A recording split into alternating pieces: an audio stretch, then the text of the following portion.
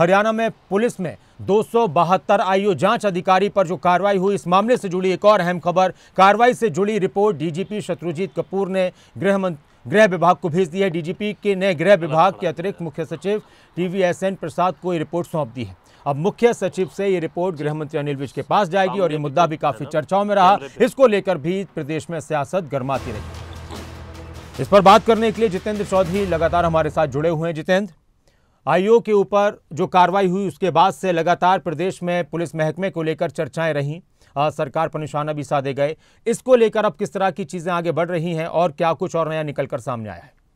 देखिए, बिल्कुल नासिर, 23 अक्टूबर को गृह मंत्री अनिल विज की तरफ से इस प्रकार के आदेश जो है वो निकाले गए थे, जिसमें कहा गया कि जिन आईओज़ की तरफ से केसेस को 1 साल से अधिक समय तक लंबित रखा गया है, उनको सस्पेंड करने के आदेश किए गए थे। 372 ऐसे आईओज़ थे जिन्हें रिमाइंडर देने के बावजूद भी, ये कहने के बावजूद भी कि इन केसों को जो है निपटाया जाए, उसके बावजूद भी जो है केसों को लंबित रखा जा रहा था।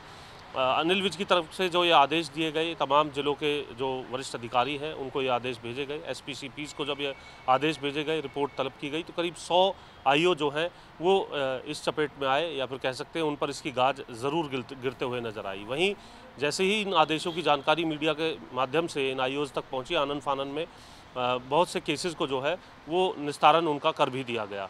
लेकिन इसके बावजूद भी गृह मंत्री अनिल विज की तरफ से बकाया 272 आईओज़ की वो पूरी डिटेल रिपोर्ट मंगाई थी, किस प्रकार का केस था, इससे पहले किस किस आईओ पर रहा है, कब पहली बार वो केस दर्ज किया गया था और क्या कुछ कार्रवाई की गई और नहीं की गई तो क्यों नहीं की गई, उसकी एक पूरी रिपोर्ट जो है वो बनवाने के लिए कहा गया था, जो रिपोर्ट अब गृह विभाग के पास पहुंच चुकी है।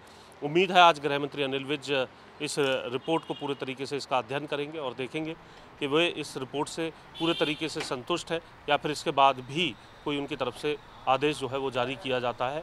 ये काफ़ी महत्वपूर्ण रहने वाला है, खासतौर से उन 272 आईओज़ को के लिए जो सस्पेंशन की गाज जिन पर नहीं गिरी है, और अब उनकी डिटेल रिपोर्ट गृह विभाग में पहुंच गई है। जी शुक्रिया जितेंद्र इस पूरी बातचीत के लिए, जानकारी के लिए। और अब उस रिपोर्ट के बाद और इस मामले में क्या कुछ निकलकर सामने आएगा, इस पर भी हमारी नजर बनी रहेगी और आपको इससे अपडेट कराते रहेंगे।